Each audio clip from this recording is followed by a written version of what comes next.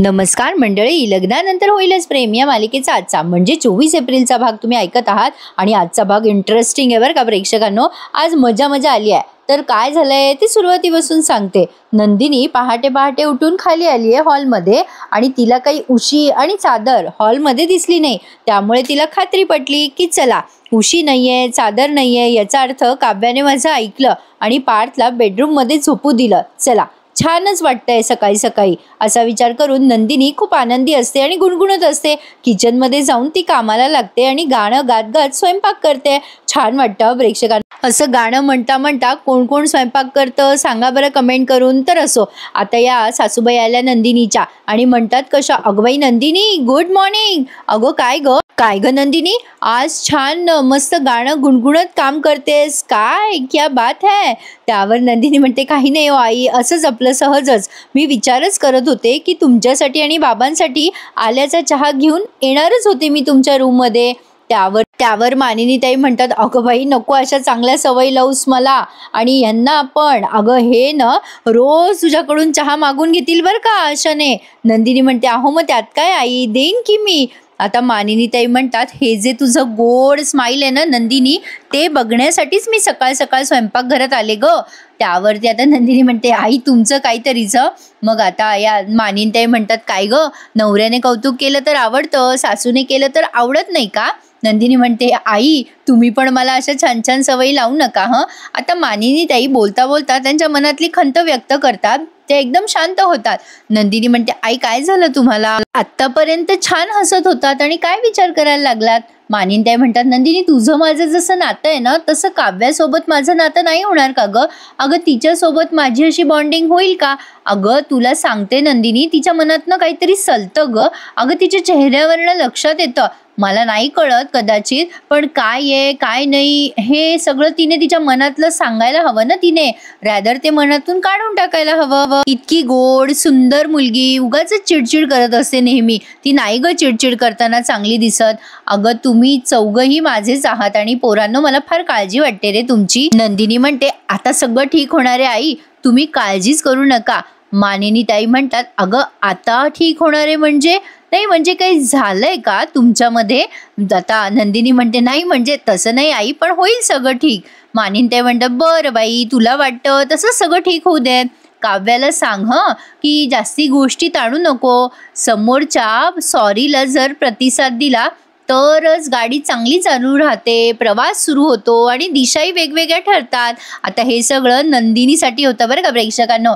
नंदिनीच्या आधी लक्षात नाहीये. ती म्हणते, बरोबर आहे. मग मानिनीताई उघडपणे तिला सांगतात, अगं नंदिनी मग हे तुझ्यासाठी नाहीये का, म्हणजे आपलं सहज बोलते हां बघ.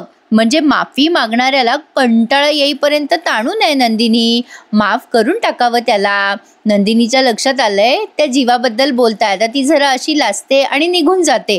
त्या मानिनीताई जाता जाता म्हणतात, बेटा आपलंच माणूस येते, आपण नाही माफ करणार तर कोण करणार. असं म्हणून मानिनीताई म्हणतात, जा बघ जरा जीवाचं आवरलंय का. आता ही नंदिनी जीवाकडे म्हणजे तिच्या रूम मध्ये येते तेव्हा जीवा आवरतच असतो आणि पसारा ॲज युजल त्याने करून ठेवलेला. नंदिनी तो पसारा आवरायला लागते तेव्हा जीवा म्हणतो, जाऊ दे ना ग नंदिनी, सोड ना. अगं किती सॉरी म्हणू तुला, वेगवेगळ्या पद्धतीने सॉरी म्हणतोय. बॉटलवरचं सॉरी फाडलंस, ते सगळं साड्यांचं सॉरी तू आवरलंस, सॉरी लिहिलेलं पण खोडून टाकलंस. ए काय ग नंदिनी, किती एफर्ट घेतोय ग मी, कर ना ग मला माफ. आता नंदिनी छान बोलते आणि म्हणते, आपल्या एफर्ट्सवर कोणी सहजच बोळा फिरवला ना जीवा तर किती वाईट वाटतं ना. कळतंय ना तुम्हाला. अहो मला पण तसंच वाईट वाटतंय हो. तुम्ही समजून घ्या ना मला माहिती आहे तुम्ही खूप वेळेला माफी मागितली आहे माझी. सतत तुम्ही माझ्यासाठी माफी मागण्यासाठी धडपडताय, पण शाब्दिक माफीला अर्थ नाहीये ना जीवा. जीवा म्हणतो, म्हणजे तुला असं वाटतंय का की मी वरवरचं तुला सॉरी म्हणतोय. नंदिनी म्हणते, तसं नसेलही कदाचित, पण एखाद्याचा राग जावा म्हणून त्याने मागितलेली माफी आणि आपल्या झालेल्या चुकीचा पश्चाताप होतोय म्हणून माफी मागणं, या दोन्ही गोष्टीमध्ये फरक आहे ना. तुम्ही माफी मागताय कारण मी तुमच्यावर रागवलीये म्हणून, पण तुम्ही चुकलात याचं तुम्हाला वाईट वाटतंय ना, त्यासाठी तुम्ही माफी मागताय का, हा माझा मुद्दा आहे. आता जीवा जरा विचार करतो आणि शांतपणे काही सेकंदाने तिला उत्तर देतो आणि म्हणतो, हो त्यासाठी सुद्धा मी तुझी माफी मागतोय. तू रागवली आहेस म्हणूनच सॉरी, पण मी चुकीचं नाही करत आहे ग, आणि जे काही मी काल वागलो त्यासाठी मला गिल्ट वाटतोय, वाईट वाटतंय, म्हणून तर मी तुझी माफी मागतोय ना. अगं तू एवढ्या रात्री माझ्यासाठी बाहेर आलीस, तुला त्रास झाला पोलिसांच्या समोर, म्हणजे तुला असं माझ्यासाठी असं माफी वगैरे मागावी लागली, तुझ्या चांगुलपणावर डाग लागला, गिल्ट आलं तुला. तुझं रागवणं करेक्ट आहे ग नंदिनी, म्हणजे खरं तर मी तुझ्याकडनं 2 फटके सुद्धा डिझर्व करतोय, आय नो. नंदिनी म्हणते, जीवा जीवा मी रागवले कारण तुम्ही तुमचं दुखणं, तुमचं प्रॉब्लेम सगळं काही दारूच्या नशेमध्ये ठेवता हो. त्या दारूशी बोलता, माझ्याशी बोला ना, मी आहे ना इथे. तुम्हाला नाही का वाटत आहे माझ्याशी सगळं शेअर करावं? तुमच्याशी बोलायला, तुम्हाला समजून घ्यायला मी पण प्रयत्न करते ना, पण तुम्हाला माझ्यापेक्षा जास्त दारू जवळची वाटते याचं मला वाईट वाटतंय. तुम्हाला जो काही प्रॉब्लेम असेल ना जीवा, त्याचं सोल्युशन मला नसेल माहिती कदाचित, पण तुम्हाला जज न करता मी ऐकून तर घेऊ शकते ना तुमच्या अडचणी. असं काय करता जीवा? तुम्हाला वाटतं का असं की माझ्यात तेवढी समज नाहीये? तुम्ही माझ्याशी बोलून तर बघा ना जीवा, म्हणजे तुमचं दुःख हलकं होईल. कदाचित मी तुमचा प्रॉब्लेम नाही सोडवू शकणार, पण तुम्हाला समजून नक्कीच घेईल, आणि तुम्हाला नको असेल तर तसं सांगा मला, मी विचारायला नाही येणार पुन्हा पुन्हा. असं म्हणून आता ती पुढे निघून जात असते. तेव्हा जीवा म्हणतो, हे बघ नंदिनी, तू जे बोलते ना ते मला मान्य आहे, सगळं सगळं मान्य आहे. हे बघ, तू असं समज की तू एक उत्तम टीचर आहे आणि तुला ना असं एक वाया गेलेला स्टुडंट मिळालाय. नंदिनी म्हणते, अहो काय बोलताय? जीवा म्हणते, तू ओरड, हवं तर रागव, पण त्याला असं सोडू नकोस ग वाऱ्यावर. शाळा घे चांगली तू माझी, मी आहे ना तुझ्या शाळेत. तू म्हणत असशील तर आत्ता जाऊन असं कान धरून उभं राहू का रूमच्या बाहेर? नंदिनी म्हणते, अहो काहीतरीच काय, असं काही म्हणत नाहीये मी, ठीक आहे, पण निदान यापुढे तुम्ही तुमचे सगळे प्रॉब्लेम तुम्ही माझ्याशी शेअर करा असं मी गृहीत धरते. जीवा म्हणतो, हो हो हो डेफिनेटली मी तुझ्याशी शेअर करणार, फक्त आता आपल्या भांडणाला फुल स्टॉप देऊयात का नंदिनी प्लीज? नाहीतर आपण ते झेंडा वगैरे असतो ना, पांढरा झेंडा, तो फडकवूयात का? तह करायचा? नंदिनी हसून म्हणते, अरे बापरे, तह वगैरे काय? बरं ठीक आहे, तुमचा तह मान्य आहे, पण लक्षात ठेवा हं, युद्धात सगळं काही माफ नसतं हं, ती फक्त म्हण आहे, आणि तसंही आलेच मी असं म्हणून निघून जाते. अरे बापरे, नंदिनीचे डायलॉग फार कॉम्प्लिकेटेड असतात प्रेक्षकांनो. मी प्रयत्न करते तुमच्यापर्यंत छान छान पद्धतीने पोहोचवण्याचा. आवडल्यास एखादा लाईक करून टाकत जा. तर असो, आता जीवा विचार करायला लागतो की चला, आपण जे काही बोललोय ते पोहोचलंय फायनली नंदिनीपर्यंत, पण हा नंदिनी समोर जरा जास्ती मस्का मारतो असं नाही वाटत आहे का? तर असो, आता इकडे या बाईसाहेबांची अडकली आहे पाठ, कारण या झोपल्या खाली. आता ऐगो करतच ती टेबलाजवळ येते आणि बडबडत असते, काव्या की चांगले म्हणत होते पाठ वर झोप, आणि काव्या तुझ्या इगोमुळे खाली झोपलीस ग तू, बस आता दिवसभर पाठ पकडून. पाठ येतो आणि म्हणतो, अरे बापरे काय झालं काव्या, मी तुमची पाठ दाबून देऊ का, त्रास होतोय का काही? तेवढ्यात नंदिनी येते आणि म्हणते, काय झालं काव्या, पाठ दुखतेय का? आता काव्या म्हणते, हो थोडीशी दुखते. नंदिनी म्हणते, थांब मी चेपून देऊ का तुला? आता नंदिनीने तिथे टेबलावर बसूनच तिची पाठ चेपून दिली आहे. रूममध्ये जावं का काय, पण असो, काहीतरी आपल्याला दाखवायचं म्हणून दाखवतात. आता ही काव्या म्हणते, ताई काय छान वाटतंय ग, मस्त वाटतंय ग, चोळ मस्त वाटतंय अगं, खूप दिवसाचा थकवा गेल्यासारखं वाटतंय. त्यावर नंदिनी म्हणते, लहानपणी प्रत्येक गोष्टीसाठी नंदिनी ताई लागायची काव्या, तुला आठवतंय ना? काही झालं की नंदिनी ताई, म्हणजे पिक्चरला जाऊ देत की नंदिनी ताई, अगं तुला बाहेर जायचं होतं नंदिनीच ताई, आणि ते म्हणतात ना काव्या, तुझं माझं जमेना आणि तुझ्या वाचून करमेना. आता या चौघांचं छान छान गप्पा चालू असतात बरं का. आता रम्या उगाचच त्यांच्यामध्ये टपकते आणि पार्थला म्हणते, पार्थ मी आपल्यावाली सिनेमन कॉफी बनवू का, तुला हवी आहे का, बनवू का तुझ्यासाठी? आता हिचं पुढे करणं नंदिनीला अजिबात पटत नाही. आपल्याला तर माहितीच आहे, नंदिनीने हिची खोड छान मोडली आहे. पार्थ नकार देतो कॉफी प्यायला आणि म्हणतो, झाली आहे माझी ऑलरेडी कॉफी पिऊन. आता नंदिनीला येतो रम्याचा राग की आमच्यामध्ये कशाला आली ही. आता नंदिनी म्हणते, काय हो जीवा, तुम्हाला हवी आहे का ती सिनेमन कॉफी, ती रम्या करते ती हवी आहे का तुम्हाला? जीवा म्हणतो, नको मी आता आजकाल फक्त काढा पितो. आता नंदिनी म्हणते, अच्छा बरं, मग काय ग काव्या, तुला हवी आहे का ती सिनेमन कॉफी? काव्या म्हणते नको बाबा, मला ब्लॅक कॉफी पाहिजे असते विदाऊट शुगर, मी काय ते कॉफी बिफी पित नाही. नंदिनी म्हणते अगं सॉरी रम्या, काय आहे ना, पार्थने आत्ताच कॉफी पिली आहे आणि जीवा काय हल्ली काढाच पितात आणि काव्या तर कॉफी पितच नाहीये म्हणते. एक काम करतेस का रम्या, माझ्यासाठी करतेस का ती सिनेमन कॉफी? मी घेते ना तुझ्या हातची सिनेमन कॉफी. आता हे ती टोमणा मारते हे रम्याला कळतं. आता रम्याला येतो राग. रम्या जात असते किचनमध्ये आणि पुन्हा नंदिनी तिला डिवचत म्हणते अगं सॉरी ग रम्या, मी पण चहा घेतलाच की आत्ता, बघ माझ्या लक्षातच नव्हतं. तू एक काम करतेस का, तू तुझ्यासाठीच करतेस का ती सिनेमन कॉफी? आता रम्याला राग येतो बरं का आणि रम्या जात असते किचनमध्ये. नंदिनी मुद्दाम म्हणते ए काव्या, अगं पार्थला पोहे वाढ. ते रम्या ऐकते आणि तिला येतो राग. आता ती किचनमध्ये काहीतरी आपटते बरं का जोरात. आता लगेच काव्या म्हणते काय झालं हिला? मग आता जीवा म्हणतो किचनमध्ये कुठली तरी मांजर धडपडली वाटतं. नंदिनी लागते हसायला. आता पार्थ बाई एवढा एक्सायटेड झालाय काव्या त्याला पोहे वाढणारे म्हणून, तो अशी प्लेट घेऊन उभा आहे तिच्या समोर. मला वाटलं पाणीपुरीच खातो की काय आता. तशीच प्लेट धरली होती त्याने. तर नंदिनी अशी गालातल्या गालात हसायला लागते आणि अशा पद्धतीने तिने रम्याचा पचका केलाय. छान वाटलाय हा सीन. म्हणजे आमच्यामध्ये कशाला आली तू म्हणून तिने बदला काढलाय. तर असो, आता ती ना फोनवर कोणाशी तरी बोलताना दिसते ही नंदिनी आणि सांगत असे कोणाला तरी हो हो हो मी भेटते, ॲडव्होकेट लेलेंना भेटते मी, म्हणजे मी तसं पोलिसांमध्ये रिपोर्ट दाखल केलाय, मी फॅमिली कोर्टामध्ये सुद्धा जाणार आहे, ती केस तिथेच जाते आता, मी तिथेच पोहोचते, तुम्ही भेटा असं म्हणून तिने फोन ठेवलाय. जीवा घाबरून म्हणतो बापरे काय झालं ग, त्या दिवशीचं काही प्रकरण आहे का पोलिसांचं? मग नंदिनी म्हणते नाही नाही काही नाही. मग जीवा म्हणतो नाही तू आता फोनवर वकील कोर्ट पोलीस बोलत होतीस ग. नंदिनी म्हणते ओ अच्छा ते का. आता ती गप्प बसते बरं का थोड्या वेळ आणि गंमत करते जीवाची आणि म्हणते मी तुमच्या विरोधात तक्रार केली आहे पोलिसांमध्ये. जीवा घाबरतो ना. नंदिनी लागते हसायला आणि म्हणते सॉरी मी मज्जा केली. अहो जीवा हे ना रुटीन आहे हो माझं. जीवा म्हणतो नाही ते पोलीस कोर्ट असं काही ऐकलं ना की सामान्य माणसाच्या पोटात गोळा येतो, मला वाटलं काही आहे सिरियस. नंदिनी म्हणते ॲक्च्युली ना जरा सिरियसच आहे. एका मुलीची केस आली आहे आनंद निवासमध्ये, अंजली नाव आहे तिचं. तिच्या एका मुलावर प्रेम होतं पण तिचं आईवडिलांनी जबरदस्ती दुसऱ्याच मुलासोबत लग्न लावून दिलं. तिने केले प्रयत्न पण तिला तिच्या त्या नवऱ्यासोबत संसार करायचाच नाहीये. म्हणजे तिला आता घटस्फोट घ्यायचा आहे आणि तिने घटस्फोटाची केस टाकली आहे फॅमिली कोर्टात. आता त्या वकिलांनाच मी भेटायला चालली आहे. आपल्या बाजूने तिला काही मदत करावी एवढंच काय ते आपलं माझा उद्देश आहे. हे प्रकरण काव्याला अगदी स्वतःसारखंच वाटतं. ती ऐकते मागून नंदिनीचं आणि या जीवाचं बोलणं.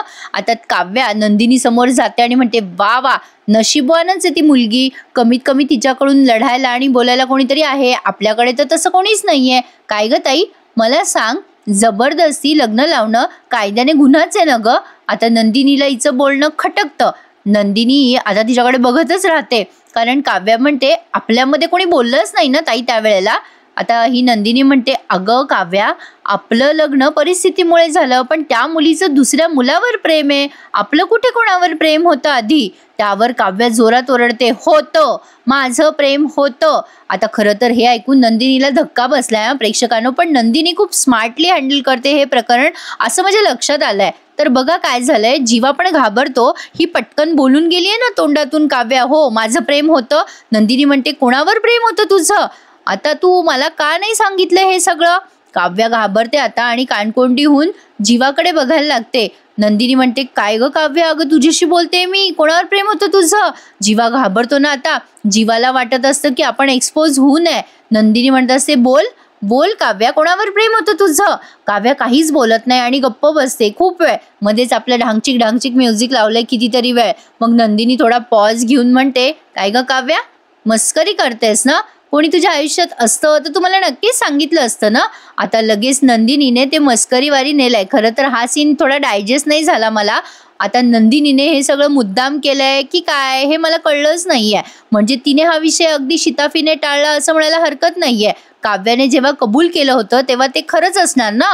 पण नंदिनी म्हणते काय ग काव्या, अगं घाबरले ना मी, काय गंमत करतेस माझी अशी, तू माझ्यापासून कधी काही लपवणार नाहीस मला माहिती आहे, विश्वास आहे माझा तुझ्यावर काव्या. अगं काव्या तुलना कशासाठी करायची आहे, तिची आणि आपली परिस्थिती सारखी नाहीये, तिचा नवरा चांगला नाहीये ग आणि तुला किती छान नवरा मिळालाय पार्थ सारखा, किती चांगले आहेत पार्थ. आणि माणूस चांगला असेल ना काव्या, तर लग्नानंतर हळूहळू प्रेम वाटायचंच. नको एवढं टेन्शन घेऊ, लग्नानंतर प्रेम होतंच, असं बोलते नंदिनी आणि स्माईल करते काव्याकडे बघून. तिला म्हणते, चल ग, मला निघायचंय, वकिलांना भेटायचंय. जीवा म्हणतो, थांब नंदिनी, मी सोडतो तुला. नंदिनी म्हणते, नाही असू देत ना, मी जाईल माझी मी. आता काव्याला खटकतं ते, जीवा नंदिनीला रोज सोडतोय. आता लगेच नंदिनीला विचारते काव्या, ताई तू कुठल्या साईडला चालली आहेस ग? आता नंदिनी म्हणते, अगं ते कुठलं बँड्रा आहे ना, तिथेच ऑफिस आहे बघ वकिलांचं. लगेच काव्या म्हणते, हो हो, मला पण तिकडेच जायचंय ऍक्च्युली, मी येऊ का तुमच्या दोघांसोबत? आता असं बोलल्यानंतर जीवाला खटकतं. आता काव्या म्हणते, मला त्याच साईडला ना UPSCचं पुस्तक घ्यायचंय ताई, मी येते तुमच्या बरोबर. नंदिनी म्हणते, अरे वा, बरं झालं अभ्यासाला सुरुवात केलीस, चला जीवा आपण निघूयात. आता नंदिनी काव्याला म्हणते, छान वाटलं तू अभ्यासाला सुरुवात केली, चल चल निघूयात. आता असं म्हणून हे निघालेत, तिघही सोबत निघालेत बरं का. आता या मालिकेचा प्रोमो आलाय पहाटे पहाटे, जो मी बघितला. आता कोर्टामध्ये तिथे जे काही होतो ना युक्तिवाद, त्यात नंदिनी त्या मुलीची साईड घेते की विश्वासघात करणं चुकीचं आहे आणि त्या मुलीचा विश्वासघात झाला. आता काव्या हे सगळं स्वतःवर घेत त्या जीवाच्या मागे लागते आणि म्हणते, जीवा तू ताईच्या मागे मागे करतोयस ते मला आवडत नाही आणि तुझ्यावरचा हक्क मी सोडलेला नाहीये, लक्षात ठेव. तिने जीवाला घाबरून दिलाय बरं का, असं प्रोमोत दाखवलंय. तर बघा, पार्थ आता ऑफिसला निघालेला असतो. कसली दिसते ना प्रेक्षकांनो रम्या, आजकाल सॉलिड दिसते. ती पार्थच्या मागे मागे येत म्हणते, पार्थ मला तुझ्याशी बोलायचं होतं रे. पार्थ जरा तुटक बोलतो, तेव्हा रम्या म्हणते, असं काय करतो रे पार्थ, माझ्याशी बोलणार सुद्धा नाही का तू आता? पार्थ म्हणतो, जे काही बोलायचं ते बोलून मोकळी झालीस ना तू त्या दिवशी त्या मुलापुढे. रम्या म्हणते, असं काय करतो रे पार्थ, मी थेट मुद्द्यावर येऊ का? अरे तू मला दिलेल्या प्रॉमिसची आठवण करून द्यायला आली आहे मी. पार्थला आता टेन्शन आला, आता काय हिचा नवीन तमाशा आहे बाबा. पार्थ म्हणतो, काय आता तुला मी प्रॉमिस केलं रम्या, म्हणजे आत्तापर्यंत काय काय प्रॉमिसेस दिले ना मी तुला, मी खरं तर लिहून ठेवायला पाहिजे होते. मी दिलेल्या वस्तूंचा तू अशा प्रकारे वापर करशील रम्या, मला स्वप्नातही वाटलं नव्हतं ग. रम्याला आता खटकतं. आता पार्थ म्हणतो, तू असं काही बोलायला लागलीस ना रम्या की मला भीती वाटते ग, मी दिलेल्या वस्तू जमल्यास मला परत दे. रम्या म्हणते, असं नको रे बोलूस रे पार्थ, अरे प्लीज असं नको बोलूस. अरे मी मनापासून एका चांगल्या विषयावर तुझ्याशी बोलायला आले रे. अरे मला एक नवीन सुरुवात करायची या सगळ्यापासून. त्यावर पार्थ म्हणतो, मुद्द्यावर ये, काय प्रॉमिस केलं होतं मी तुला आता?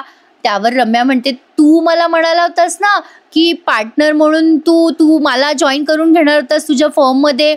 मी बनवलेल्या डिझाईन्स, मी बनवलेले सजेशन तुला आवडत होते ना, आठवतंय ना पार्थ तुला?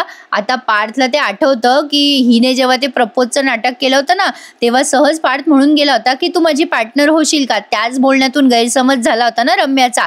तर रम्याने ते सगळं त्या पार्थला आठवून दिलं. पार्थ ते आठवतो आणि म्हणतो, रम्या त्यावेळेला गोष्टी वेगळ्या होत्या, आता वेगळ्या आहेत. रम्या रडायला लागते आणि म्हणते, असं का बोलतो रे पार्थ तू, अरे कुठे काय बदललंय आता, तू असं का विचार करतोयस रे माझ्याबद्दल? हे बघ रे पार्थ, झालं ते झालं ना, सोड ना रे आता. अरे आपण एक नवीन सुरुवात करूया, मी जे काही वागले त्यासाठी प्लीज मला माफ करून टाक. मी चुकले रे पार्थ, खरंच चुकले, आय एम व्हेरी सॉरी. मी त्या दिवशी असं वागायला नको होतं. तूच सांग मला काय करायला हवं होतं रे त्या दिवशी. मी इतकं सगळ्यांना सांगत होते की मी बोर झालीये, पण कोणी माझ्याकडे बघतच नव्हतं. अरे म्हणजे मी जर लग्न केलं तर मी अगदी सेटल होईल असं यांना वाटतंय, पण म्हणून माझ्या इच्छेविरुद्ध मला लग्नासाठी सगळे आग्रह करत होते रे पार्थ. मला नव्हतं करायचं लग्न, खरंच नव्हतं करायचं. मी सगळ्यांना सांगत होते पण कोणी माझं ऐकतच नव्हतं रे पार्थ. तूच सांग मी काय करणार होते मग त्या दिवशी. माझ्यासमोर असं ते स्थळ आणून ठेवलं ना ज्यामध्ये मला निघायचं काही स्कोपच नव्हता, म्हणून मला हे सगळं मुद्दाम करावं लागलं रे पार्थ. ही जे काय बोलते ते खरंच पटण्यासारखं आहे का प्रेक्षकांनो, सांगा बरं. आता लगेच पार्थ म्हणतो, म्हणजे तू हे जे काय वागलीस ते खरं नव्हतं? रम्या म्हणते, हो रे पार्थ, मी ते लग्न टाळायसाठी केलं होतं सगळं. माझ्या आयुष्यात मी मूव ऑन झाली आहे, माझ्यावर विश्वास ठेव रे पार्थ. मी पुढे गेली आहे माझ्या आयुष्यात. मित्र म्हणून फक्त तूच हे समजून घेऊ शकतो रे मला माहिती आहे घरातले विश्वास नाही ठेवणार माझ्यावर. मी जे काही वागले ना त्यामुळे घरचे माझ्यावर विश्वासच ठेवत नाहीये. मामा मामी तर बोलतच नाही आणि मावशी काका टाळतायत आणि काव्या नंदिनी बरोबर तर माझं कधी पटतच नाही आणि जीवा सुद्धा टाळतो मला. अरे इतकंच नाही, जी मला प्रत्येक गोष्टीमध्ये सपोर्ट करत असते माझी आई, ती पण माझ्यावर चिडलेली असते रे. पार्थ म्हणतो, रम्या तू जे काही वागली आहेस ना त्यामुळे सगळ्यांनाच राग आलाय ग तुझा. वसू आता तुझ्यामुळे एम्बॅरस झाली आहे सगळ्यांसमोर. मला पण तुझा खूप राग आलाय आता रम्या. रम्या म्हणते, असं काय करतोस रे पार्थ, मला तेच तर नकोय. पार्थ म्हणतो, काय आता रम्या म्हणते, अरे तसं नाही रे, मित्र म्हणून मी आतापर्यंत तुझ्याशी खूप काही शेअर केलंय ना पार्थ. अरे माझ्याशी कोणी नीट बोलत नाहीये, मी एकटी बसून असते रे, मला वेळ लागायची वेळ आली आहे, माझ्याकडे जगण्यासाठी काही कारणच राहिलं नाहीये पार्थ, प्लीज प्लीज मला समजून घे ना रे. पार्थ आता पुढे पुढे चाललेला असतो तेव्हा रम्या म्हणते, थांब ना रे पार्थ, मला या सगळ्यातून बाहेर पडायचंय, तूच माझी मदत करू शकतो यासाठी. पार्थ नको तिथे दया दाखवतोय असं नाही वाटत आहे का, कारण आता पार्थने हिचं प्रपोजल एक्सेप्ट केलंय आणि इथेच त्यांनी हा एपिसोड संपवलाय. म्हणजे तसं दाखवलं नाही त्यांनी, पण पुढच्या प्रमोद ते लक्षात आलंय. आता काव्या कसली सॉलिड तयार होऊन चालली आहे बघा, न्यूज अँकर असतात ना अगदी तशीच दिसते ती. हिने खूप मेंटेन केलंय, प्रेक्षकांनो काही म्हणा, ही सॉलिड भाव खाऊन जाते. काव्या आणि नंदिनीमध्ये मस्तच दिसते यार ही, मला आवडते खूप ही. तर असो, आता पुढच्या भागात आपण बघतोय ही रम्या आणि पार्थ दोघे ऑफिसला निघाले. रम्या मस्त तयार होऊन चाललेली असते पार्थ सोबत. या मानिनीताई हटकतात त्या दोघांना. त्या म्हणतात, काय रे पार्थ, अरे कुठे निघाला रम्याला घेऊन. मग पार्थ म्हणतो, आजपासून रम्या ऑफिसमध्ये मला मदत करणार आहे. मग मानिनीताई म्हणतात, पण अरे बाबा काव्याला विचारलं का, तिला आवडणार आहे का. आता इकडे ही नंदिनी त्या कोर्टामध्ये गेलेली असते तेव्हा ती मुलगी सांगते की याने विश्वासघात केलाय माझा, लास्ट मुमेंटला माझं लग्न विश्वासघाताने झालंय. मग नंदिनी तिथे त्या प्रकाश नावाच्या मुलाशी युक्तिवाद करते आणि म्हणते, हे बघ प्रकाश, एकच सांगते, मुलींचा असा विश्वासघात करून त्यांच्याशी लग्न नाही करायचं, विश्वासघात करायचा अधिकार कोणालाही नाहीये या जगामध्ये, मुलींना स्वातंत्र्य नाहीये का. आता काव्याला तिच्या बहिणीच्या बोलण्यामुळे खूप इन्स्पिरेशन मिळतं आणि मग ती जीवाला म्हणजे पकडते एकांतात आणि त्याला धमकवते की फक्त आणि फक्त माझाच हक्क आहे तुझ्यावर, माझ्या ताईच्या मागे मागे करत जाऊ नकोस. आता बघूयात प्रेक्षकांनो पुढे काय. थोडक्यात सांगायचं तर जीवा त्याच्या आयुष्यात पुढे गेलाय, पण काव्या काही पुढे जायला तयार नाहीये. तिने सरळ आणि स्पष्टपणे सांगितले जीवाला की तुझ्यावर अजूनही माझाच अधिकार आहे, उगाच कोणाच्या मागे मागे करू नको. तर काहीसा असं होता आजचा लग्नानंतर होईलच प्रेम या मालिकेचा एपिसोड रिव्ह्यू. कसा वाटला मला कमेंट करून सांगा. आणि प्रेक्षकांनो अजूनही चॅनलला सबस्क्राईब नसेल केले तर सबस्क्राईब करा आणि आपले सगळे रिव्ह्यूज एन्जॉय करायला विसरू नका. आजचा भाग आवडला ना मग पटकन लाईक करा जाता जाता. भेटूयात उद्या पुन्हा एकदा, तोपर्यंत टेक केअर, धन्यवाद.